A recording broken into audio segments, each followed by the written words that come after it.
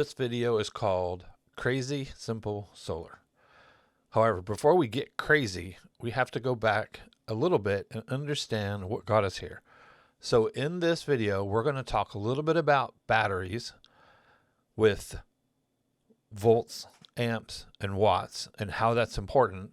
Then we're going to look at a traditional small grid kind of a system.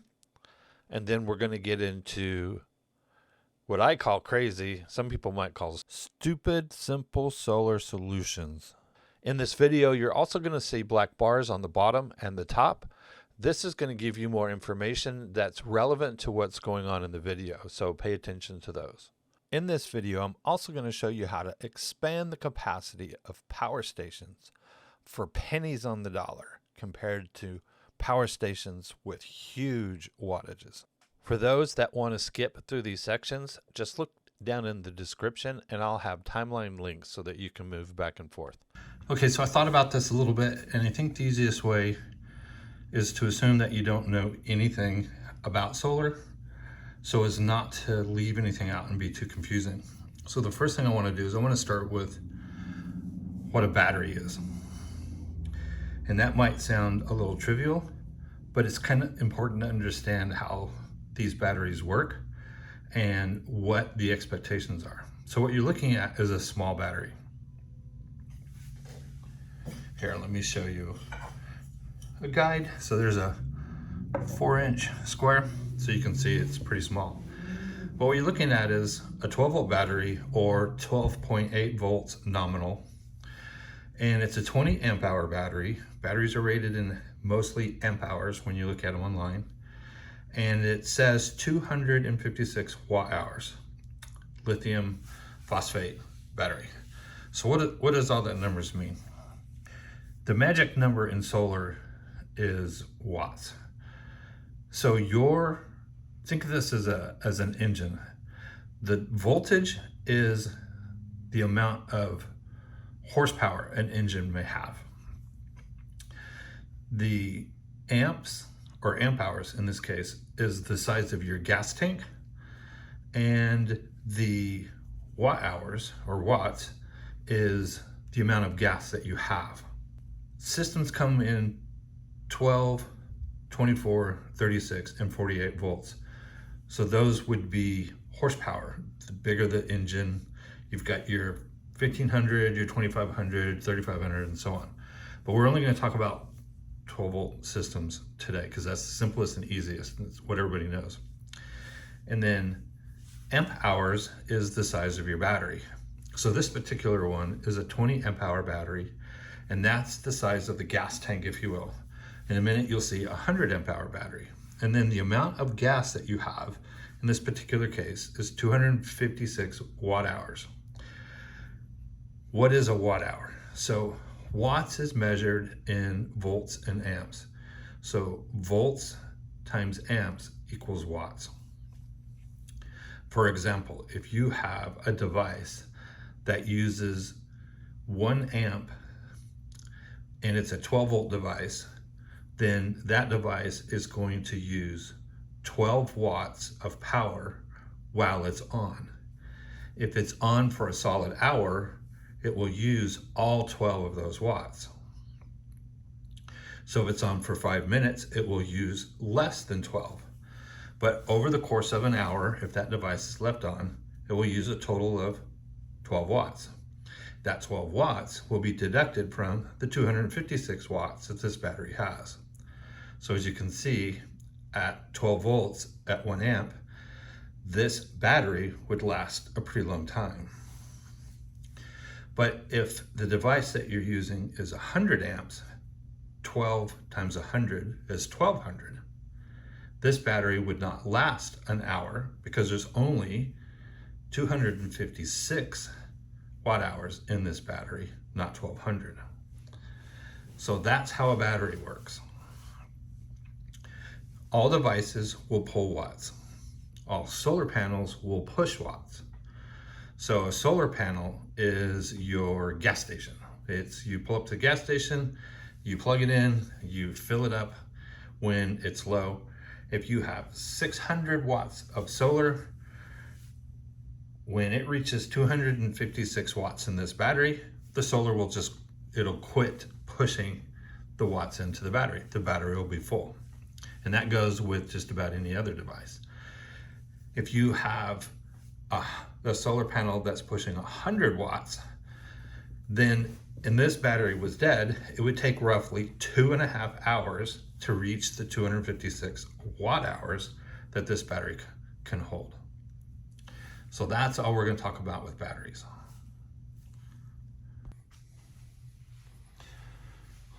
Okay, so let's look at the system that I sent over with the photo. This is going into the tent for my personal use while I'm out camping. A solar system needs 4 components for the most part. It needs solar panels to turn the sun into voltage. It needs a charge controller in order to manage that voltage. It needs battery storage to store that voltage. And it needs an inverter in order to convert the 12 volts to 120 volts. So let's take a look at what we have here. Okay, so what you have over here is 600 watts worth of solar, which is plenty to charge those batteries that you saw inside. These are 2 100-watt solar panels together. This is a 200-watt solar panel by itself, and I put the bucket in there so you can kind of get an idea of the size. And then this is 2 100-watt solar panels. Again, they're separated this way for mathematical reasons. It's not something that we'll talk about, but you kind of get an idea. What I do is I just lay these out, and they're on frames, and the wheels are on the frames, and I'll just turn them. In the morning they'll be pointing east, most of the day they'll be pointing south, and in the afternoon I have them pointing west. So what you're looking at is right here, this is this input that's coming in. It's coming into this charge controller right here. This charge controller is a 100 volt, 15 amp charge controller. It's taking the 60 volts from the 600 watts of solar panels that we saw earlier and converting that 600 watts into 12 volts and then sending that 12 volts back out and down below this table to where the batteries are. And I'll show you those in a second. Now, once the voltage is in the battery, then we get to use the voltage. We have a couple of places on here that we can use it. If we open this up right here, we have a 12 volt DC plug, just like you would find a cigarette lighter, that we can plug in devices that have those. We also have over here a USB C and a regular USB that we can plug devices into. And then over here, and I'll show you in a second in the front here, this inverter, which takes the DC voltage and converts it into 120 volts, has a place to put a plug in right here. Now, this is a 500 watt inverter, which means that the maximum output it can do on a steady stream is only 500 watts. So if you have a 1,000 watt coffee maker, it will not run this one. You can buy bigger ones that will, but in my case, the only reason I have this is to run LED lights and other kind of lights inside and maybe charge my laptop or something like that now and then. The downfall to running 120 volt devices is inverters are only about 80% efficient. So if this inverter is giving a device 100 watts of power to run, the inverter needs 120 watts of power because that's the efficiency of the inverter. Now, some inverters are a little bit more efficient and some are less efficient, but it all matters about the dollars. One of the key components to an inverter, though, is you need it to be a pure sine inverter. Right here it says pure sine. AC voltage goes up, goes down, goes up, and goes down. If that voltage is not clean or a pure sine voltage, devices like LED TVs, computers, and things like that, it doesn't like it. It's called dirty power, and it could cause problems with those devices. And some devices won't even run if the power is dirty. And then lastly, this system has what's called a servo. This box is just taking all the data from all of these devices and putting them into a small tablet that we can see what everything is going on at a glance. Now, if you don't have something like the servo or a tablet, then you can use things like this right here, which is a monitor. This monitor right here is monitoring the batteries below, and it's monitoring all of the usage that's going on here, everything that's coming in and everything that's going out. And it does that through this device right here, which is called a shunt. So this shunt is in line with the negative, and all the juice that goes across there is being picked up by this monitor, and this monitor is calculating all of the stuff, the battery voltage, the amount of input coming in, the amount that's going out, and all that kind of stuff. Now, in today's times, you can also get these devices, which these all are, in Bluetooth. So you can do that with an app, but the app doesn't show you everything at once, and that's why we use that servo. But you'll also see over here, which is not turned on right now because we don't have solar plugged in, you see another shunt, and it does the same thing. The energy that goes across it is measured, and it's displayed on this monitor. The reason that I have this, which is uncommon, it's not common to have an extra monitor, but the reason I have it is because if I need more power from my solar panels, I can add more solar panels to the system, like if it's a cloudy day, and then that voltage is going to keep rising, and I can't exceed the 100 volts that's on here or you'll burn it up. And that 100 volts going in is going to come into play with the power stations. That's why I'm telling you about it. But I use this as an idiot-proof monitor, if you will, so that I make sure that I don't push too much voltage into the system and burn up all of my stuff. So these are the batteries that are underneath that power station that you saw. There are 4 batteries here. Each battery is 100 amp hours, and they can push 1,280 watts. That's the gas that's in each one of those. So times that by 4, you now have 5,120 watts worth of gasoline, if you will, or power to use in case you don't have enough solar to replenish what you've already used.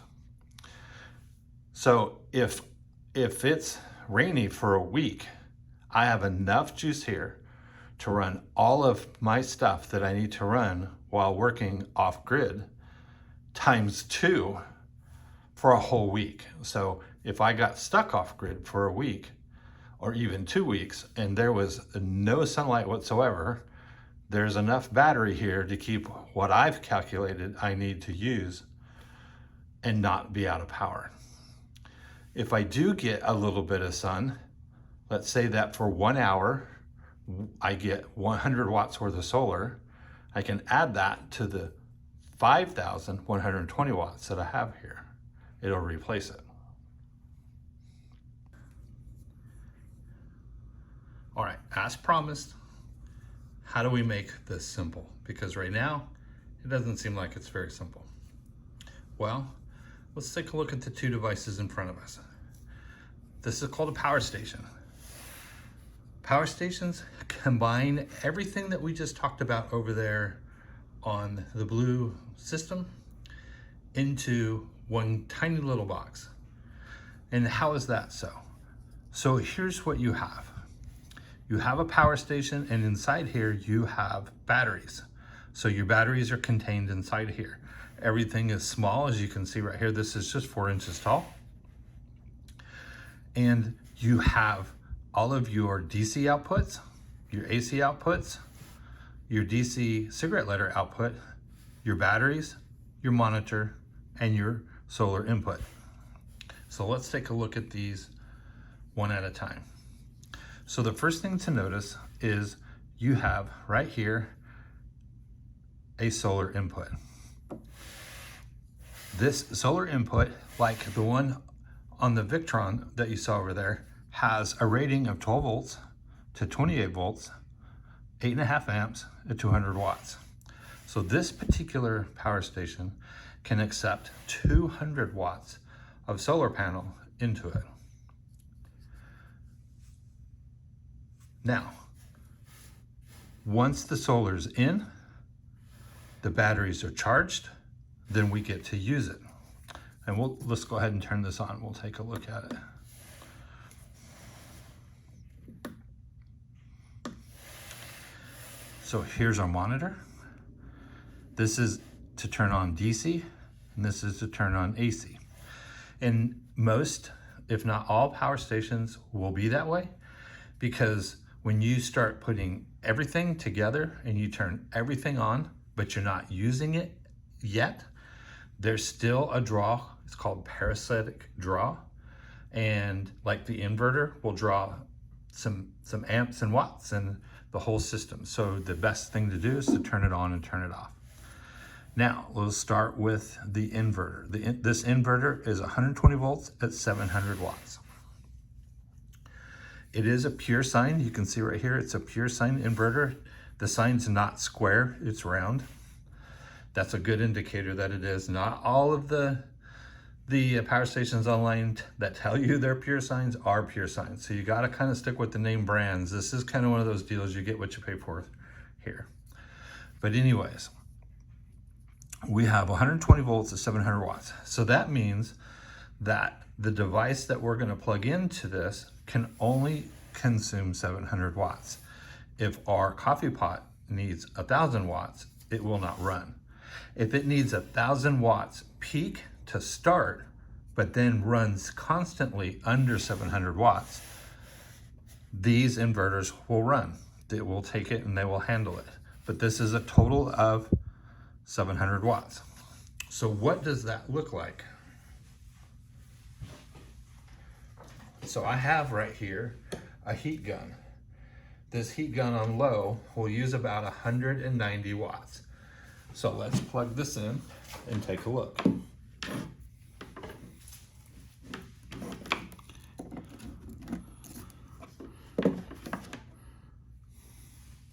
So the first thing you need to do is turn it on. So I have no output and no input. We're going to turn on the AC, the inverter. Okay. So now the inverter is turned on, but our device is not. So we're going to turn our device on.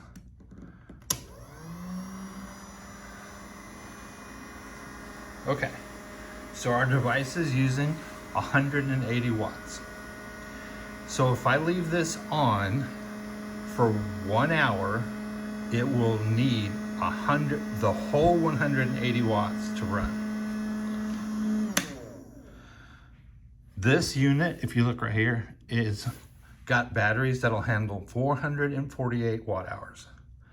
So this could run for about 2.5 hours maybe before this battery is gonna die.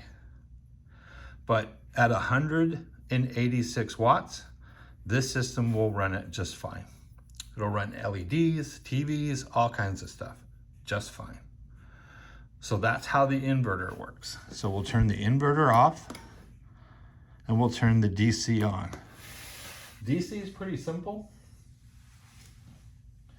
I don't have any devices right here that I can plug in just yet, but you just have regular USBs. This is a 65 watt. So I could plug in a MacBook or a computer right into this port and it'll handle it just fine. This is also a 65 watt USB-C and then a 15 watt regular. And then over here, I have 12 volts at 10 amps. If it used all 10 amps on that device, that would be 120 watts worth of output. So if you're gonna plug in like a portable refrigerator or a portable AC unit or something like that, it could handle it. So what about the input? Well, right now, I don't have any solar. It's nighttime. So input is 0. So what is the deal? I don't even have a solar panel plugged into it. But this is where a secondary battery comes in that we were talking about earlier. So if I come back and introduce 20 amp hour battery that has 256 watt hours of juice available, if I plug it into the solar port,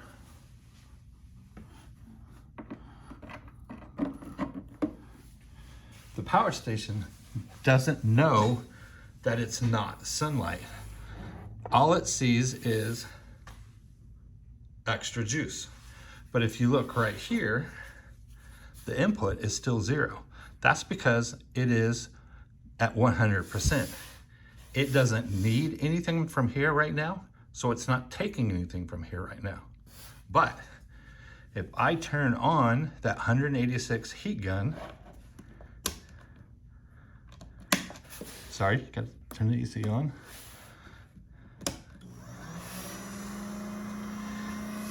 So now it's pulling 186 watts. It's still no input because it thinks it's at 100%.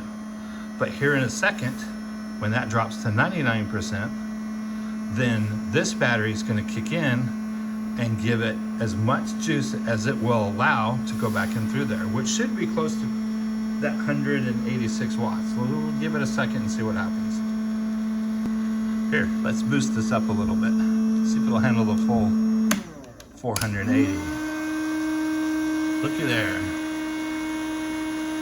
Okay, so now we're on high. We're pulling 365 watts because we have 700 available. And look what happened over here. The battery is kicking in and the battery is now contributing 102 watts back to the power station. And the device is now using 265 watts from the power station and 100 watts from the battery. So if I bring this back down, it's still contributing 100 watts, but now the power station is only putting out 86 watts while the 100 is coming from this battery.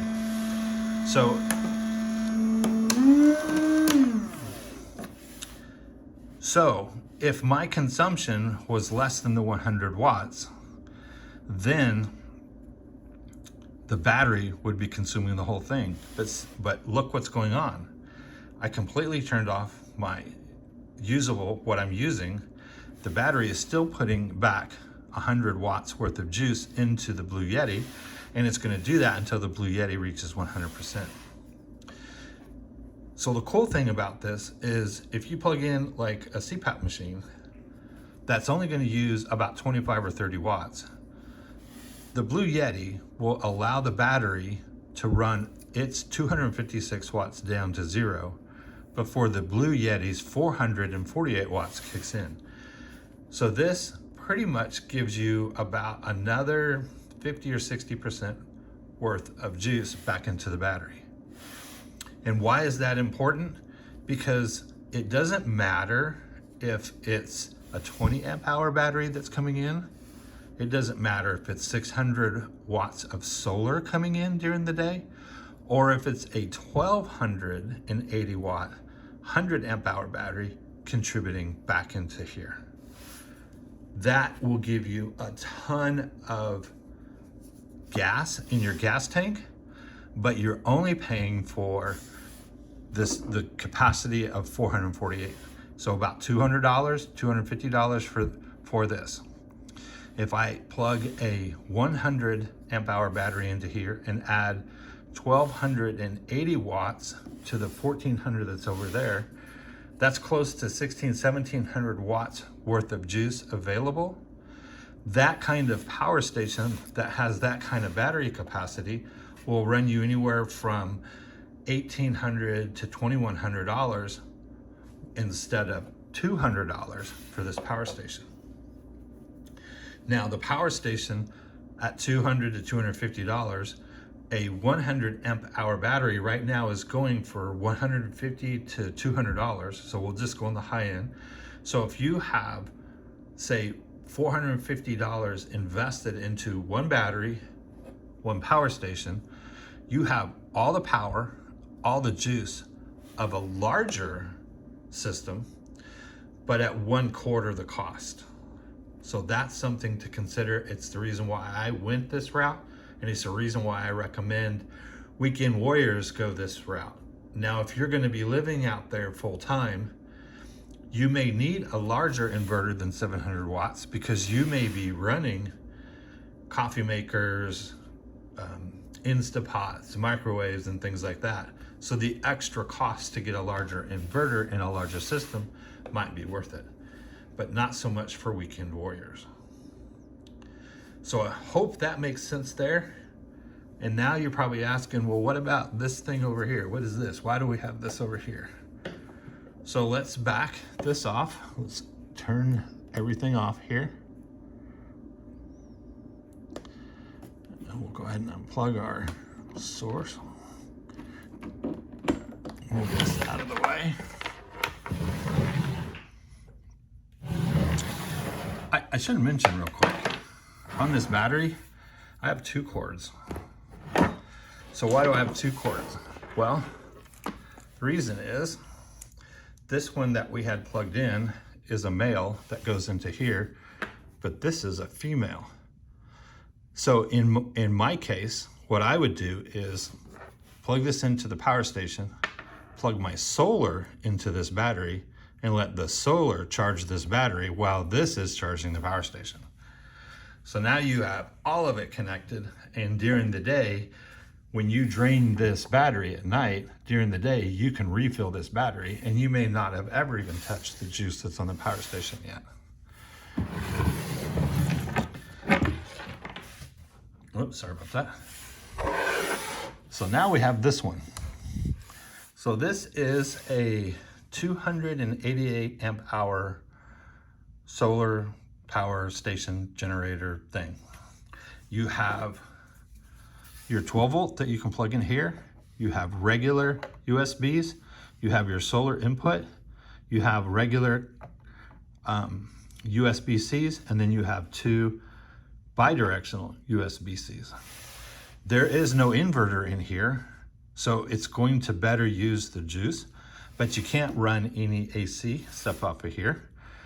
But this, I use this to run my complete workstation as well as Starlink, because everything I've got converted for internet down to my MacBook, my monitor is all 12 volts. So I can plug everything into here, have a much smaller footprint, and then when necessary, just plug in a battery here. And these, I got this one for $125 on a lightning deal. And it has a big brother that's just a tiny bit bigger than this that actually does have an inverter built into it. And it's about $200, I think. But I use this a lot for just my workstation. And with the 20 amp hour battery plugged into here, and I'm running my workstation about 4 or 5 hours a day, which is a MacBook monitor, it's a 15-inch, 16-inch monitor, and all that stuff, I can run for about a week without having to charge all that. So if I get just a little bit of solar during the day, I'm good. So there you go. That's everything there is to deal with power stations. So now you're going to ask yourself, well, we saw those big giant solar panels out there. That didn't really seem feasible. So what you can't see, which I'll pick up, is that thing behind the power station. So we'll move this out of the way. So that thing behind the power station is a 120 watt portable solar panel. As you can see, it just has a real simple handle, and it's really tiny compared to the stuff we saw outside, which didn't seem to be very feasible. But if you have that solar panel with that solar generator, it will completely charge it in about 2.5 hours if you need to. So let's take a look at how that setup is. So there you go. You just have these 2 little things that you bring out, you set up your solar panels, then you have your solar generator, power station right there. Then there's your cable right there. And then there's the feet of the solar panel leaning backwards. And that's it. That's the simplest way to get solar. And all that monitoring I was telling you about that I do on that other one, that's all done right here in the front. Right now it's completely charged, but it will tell you on this side how much is being put in. Sorry, this side, how much is being put in over here. And then on this side over here is how much is being put out.